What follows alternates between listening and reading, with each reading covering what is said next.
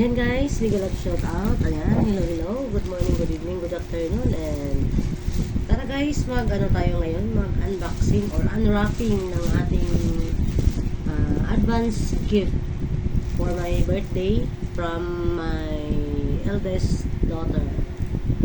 Thank you, anak. Ito po siya guys, makikita naman sa hugis, di ba? Makikita sa hugis, pero nagugulat talaga ako dito kasi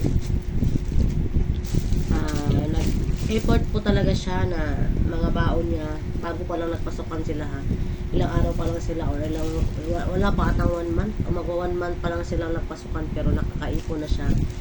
Ma-effort po talaga siya pagdating sa ganyan na surprise, pero medyo maaga niyang na-order baka daw maubos yung pera niya. Ayan. Ganyan yung anak ko, estudyante pa lang yan pero ganyan siya ka-effort pagdating sa okasyon sa aming buhay. Ayan. Ito po yun at ating bubuksan.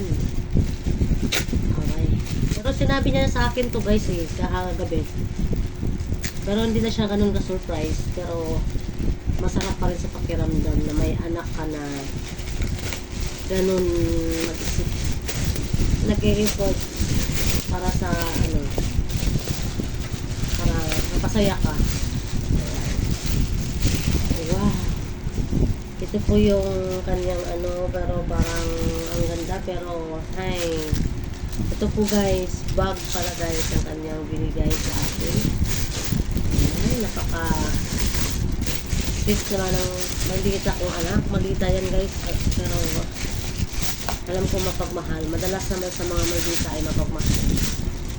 Alright, ito yung ating gift. Diba guys? Once lang to guys, once a year lang tayo makakatanggap, at saka minsan Mother's Day pala, tuwing Mother's Day nagbibigay din po yan siya ng gift. Alright, ang ganda-ganda. Ay, sana Diyos ko yamanin. Wala naman tayo ilalagay nito ng ganito kaganda. Wala man tayo ilalagay ng ganitong bag. Design lang pala niya tong ganito. Tapos maganda siya sa loob, and meron pa siyang kasamang, pwede pa siyang gawing shoulder bag or body bag kasi may strap.